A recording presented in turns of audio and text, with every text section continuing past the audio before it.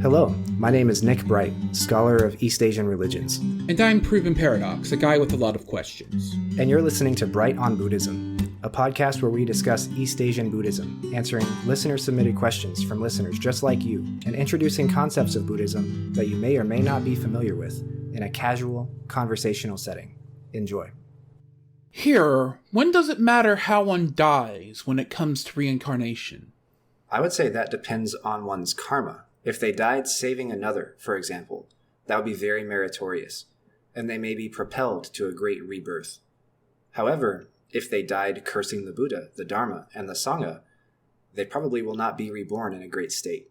What about the total of all the karma they have accrued over the course of their infinite rebirths, though? Does that just go away at the moment of death? Is the moment of death somehow more karmically significant than the rest of the time? Some would say so. And on the other hand, many would say that it's not that the moment is more karmically significant, but that the person feels the urgency of that karmic burden the most whenever they are faced with the unknown.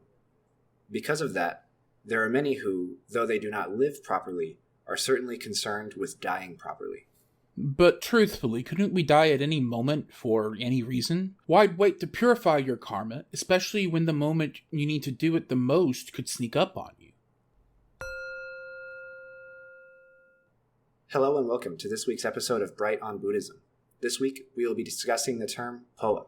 What does Poa actually mean? Why is it important?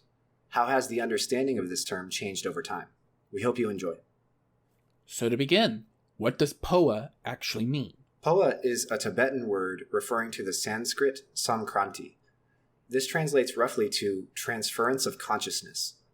This term is very commonly used in Tibetan Vajrayana Buddhism, mainly in the Pure Land circles, but it has been applied elsewhere as well. However, there are some specific connotations to this word that ought to be mentioned here. This transference of consciousness cannot happen any time, and it cannot happen to anyone or between anyone. This refers specifically to the ritual where one transfers their own consciousness into the Buddha realm, or the Pure Land, or the heavenly realm of one's choosing upon the moment of death. This is typically done with an assistant, who would usually be a monk, and who would guide you in prayer and chanting and meditation at the moment of death. This functions off of the doctrine that if you are mindful of a particular Buddha, their realm, or a particular heaven upon the moment of your death, then you can willfully transfer your consciousness there when this physical body passes away, and you're propelled into the next life by your own karma.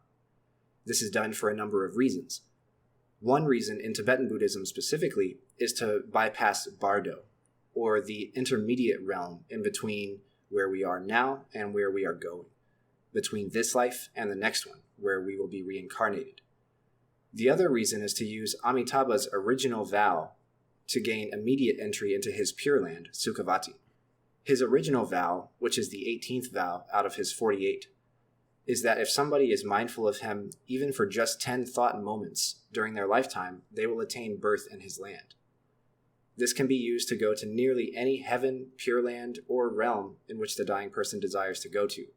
There are plenty of other bodhisattva vows and other doctrines that are given to us by the Buddha that allow us, through this mindfulness practice, to consciously enter any of these realms upon our moment of death. The only stipulation is that all Poa that I'm aware of concern higher realms than this one, because who would go to all that work to go to a lower one? And even then, the good karma that is accrued by this ritual, the salvation of Amitabha, and the merit transferred from the person assisting to the person dying would prevent birth in a lower realm. At the end of it, those involved in the posthumous ceremonies regarding the deceased wait for some sort of sign that the Poa was successful, such as a dream that they may all share, a possession that one might have of a passed-on spirit, a specific color of smoke from the funerary fires, or something like that. So, in short, Poa is kind of a death meditation or death ritual that Vajrayana generally goes through? Yes, it refers to the principle by which the ritual works, and it refers to the ritual as well, which can make it kind of confusing. Gotcha. However, it doesn't always have to be at the moment of death either. Just like in Japanese Pure Land Buddhism, in Tibetan Pure Land Buddhism, There are also those that think that you can go to the Pure Land at any moment, and it doesn't have to be at your time of death. And to that end, there are often Poa rituals while someone is alive and healthy and well to transfer their consciousness to the Pure Land during their life. This is called mind-only transference, obviously because you don't have to physically die in order to make it happen. However, that's a minority, both in Japan and in Tibet, and therefore it's not really practiced that much among healthy living individuals and is more practiced between the assistant and the dying person on their deathbed. Okay. So, why is Poa important? I'm sure that many of you out there have never heard of this term before, regardless of your level of familiarity with Buddhism, and you may be wondering why we're dedicating an entire episode to it. The reason that this word is important, and the reason why we were asked by one of our listeners to do a whole episode on it, was that this term functions heavily in the tenets of Aum Shinrikyo. For those that don't know, Aum Shinrikyo, also known as Aleph, is a doomsday cult that was founded in 1987 in Tokyo by Chizuo Matsumoto, who later changed his name to Shoko Asahara. The doctrines of this cult are an idiosyncratic combination of many religions, including Christianity, Buddhism, and Hinduism. This movement is most infamous for carrying out a sarin gas attack on the Tokyo subway system in 1995. This attack was actually 5 small but coordinated attacks on 3 different lines of the Tokyo Metro during rush hour. The attacks killed 14 people and injured 50 more, some of whom actually died later. The lines passed through the neighborhoods where the Japanese National Diet, or the Japanese Parliament, is located, and it is believed that this was a politically and religiously motivated attack whose goal was to spark the apocalypse, or the end times. The role that Poa plays in their doctrines is that they believed that for a person to be killed in the course of Aum members trying to spark the apocalypse, the victims would have died a holy death, similar to martyrdom, and thus would have been born in a heavenly realm or a pure land. In this regard, the members of Aum Shinrikyo are thought of as the assistant who assists you through chanting and meditating and prayer on your deathbed. However, we should make an important note here. One note is that Aum's appropriation of this term and others, like karma or Armageddon, it doesn't represent any real engagement with these terms, and it doesn't represent any sort of devotion to the real definition of these terms. They were not making any substantial change to the way a given term or doctrine was understood. Aum were really just trying to justify their terrorist activities using whatever doctrinal concepts were familiar to them.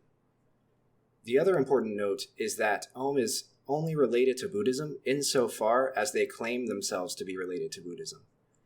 They appropriate Buddhist concepts like Poa and karma, but their doctrine is ultimately shaped more like a Christian apocalypse cult, much like the Davidians of Waco, Texas. Most Buddhist organizations in Japan now disavow Aum, and many countries in the West even regard them as a violent terrorist organization instead of a religious one, and they're outlawed from gathering, recruiting, and operating. This is outside the scope of Buddhism, but I've done some research into Aum Shinrikyo. They even produce media, and there are cartoons that were anime, I suppose, that was created for this group, and it's a real trip to see. The whole thing is on YouTube, and I suggest that people who are interested actually watch it, because it documents how the founder, Shoko Asahara, decided that he was Jesus and the Buddha, and how he understood Buddhism better than anybody ever had. And it starts to indoctrinate you from the very beginning. It's very interesting. Yeah. This combination of multiple different, otherwise unrelated religions is also a fairly common thing in other cults. We'll get into this in a later episode, I suspect, but there are a lot of commonalities between cults that once you start looking for them can kind of become the red flag, that moment of, wait, I need to check this more. Yeah, we'll save the rest of that for when we talk about some cult ideas later in this show, I think. So yeah, let's look forward to that. But for now, let's go back to Poa. So how has the understanding of this term changed over time? Given the radical interpretations of this word in the modern era, this is a very interesting question. The original Sanskrit samkranti, or samkramana, referred to the process by which one's consciousness was transformed from one physical body to another in the process of reincarnation. So originally, it had little to do with the Pure Land, and it was regarded as a principle, a process that happened passively and was not regarded yet as a ritual. It was simply regarded as an early Buddhist conception of the process of reincarnation. Oftentimes, whenever people take Introduction to Buddhism classes at a university level, one of their early questions is, if there's no such thing as a permanent self, then what becomes reincarnated? And this term is the answer to that question. This is the process of transference of consciousness by means of karma. Then, of course, the Pure Land interpretation of the word became popular, as Pure Land discourse in general became popular. Samkranti gradually went from a passive process that happens whether we like it or not, to being specifically regarding birth in the Pure Land, and then to being the name for the deathbed rituals which cause us to be reborn in the Pure Land. When we discuss this in terms of Tibetan Buddhism, we should also be aware of the fact that Tibetan Buddhism is highly syncretic with other Tibetan and Central Asian religions, such as Taoism, Zoroastrianism, Bon, and more. And although Tibetan Buddhism is one of the more popular types of Buddhism in mainstream American discourse, so much so that people hardly realize there are other types, or that the Dalai Lama is not the Pope of all Buddhists, there's a lot of nuance and complexity to Tibetan Buddhism that many people don't really realize. To that end, this idea of Poa is very distinct from Sanskrit Samkranti in terms of ritual practice and in terms of the other esoteric Buddhist ideas and the other Bon ideas and the other religious ideas that interact with it. In the case of Poa in particular, there are recitations that are chanted, there are meditations and prayers, there are ritualized possessions, and there are other types of deathbed rituals that you may not see in other types of Buddhism. Then, of course, when you get to Om Shinrikyo, Poa just means a holy death, or a death which sends one to the Pure Land, or to heaven, and is caused by the hands of someone holy, like a member of Om Shinrikyo. But like we said before, this is only a justification. So the members wanted to do the killing already, and then they said it's okay because of Poa. They didn't start with an understanding of Poa and then say this is why we should kill people on the subways. We hope you have enjoyed this discussion of a complicated and contentious term in Buddhism. Join us next week where we'll be discussing how to get started in Buddhism. How does one get started learning about the religion? How can you tell if the sources you're looking at are reliable or unreliable? How does one actually become a Buddhist? We hope to see you there. Thank you for listening. Thank you for listening. See you next time. My name is Nick Bright, scholar of East Asian religions and the voice of Hearer. And I'm Docs, editor, question asker, and voice of Hermit. And this has been Bright on Buddhism. Thank you for listening. If you like our podcast, or if you have a question you'd like us to discuss, we'd love to hear from you. Please consider leaving a comment or review, subscribing, or joining us on social media. Email us at bright.on.buddhism@gmail.com. Tweet us at brightbuddhism, and join us on our Discord server, the Hidden Sangha, link in description. As always, citations and resources for this episode can be found in the show notes. Thank you. See you next time. Thank you very much.